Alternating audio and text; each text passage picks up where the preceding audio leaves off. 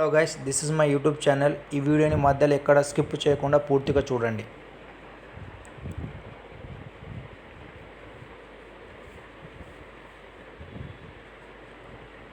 New ration కార్డులకు దరఖాస్తు చేసిన వారికి భారీ శుభవార్త.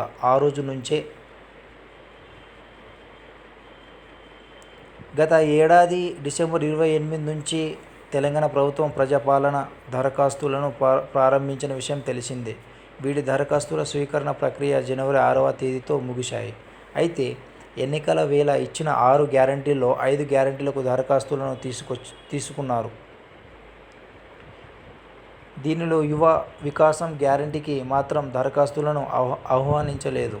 మొత్తం 5 గ్యారంటీలకు దాదాపు 1,10,00,000 దరఖాస్తులు వచ్చినట్లు అధికారులు వెల్లడించారు.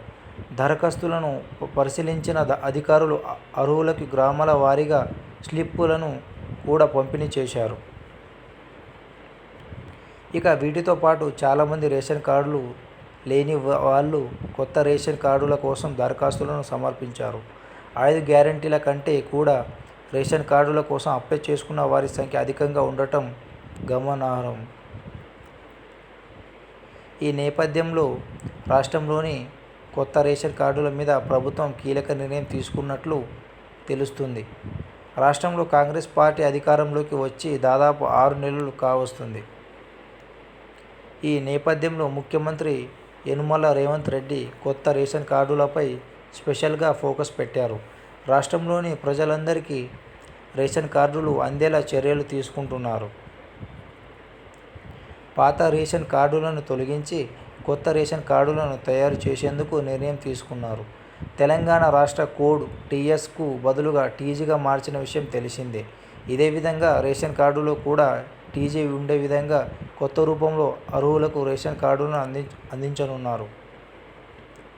అంతేకాకుండా స్మార్ట్ కార్డు రూపంలో ఈ రేషన్ కార్డులను అందించేందుకు ప్రభుత్వం కసరత్తు చేస్తుంది. అంతేకాకుండా కొత్తగా జారీ కాబోయే రేషన్ కార్డులపై సరికొత్తగా బార్కోడ్ పెట్టనున్నట్లు తెలుస్తుంది. ఈ బార్కోడ్ పెట్టడానికి గల కారణం రేషన్ సరుకులు అర్హులైన పేదలకే అందాలని, నేరుగా లబ్ధిదారుడికే చెందడానికి ఈ నిర్ణయం తీసుకున్నారు.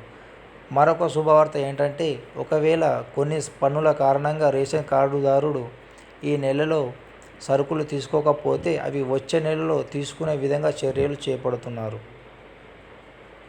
ఒకవేళ ఇదే జరిగితే అర్హులకు ఎంతో లబ్ధి చేకూరనుంది.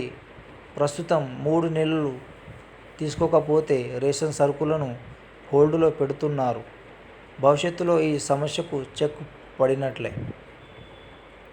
అంతేకాకుండా జూన్ 10 తర్వాత రేషన్ కార్డు పెండింగ్ దరఖాస్తులను స్క్రూటినీ చేసి అర్హులను గుర్తించి జూన్ నెలాఖరు లేదా జూలై మొదటి వారంలో కొత్త రేషన్ కార్డులను ఇచ్చేందుకు కాంగ్రెస్ ప్రభుత్వం కసరత్తు చేస్తుంది.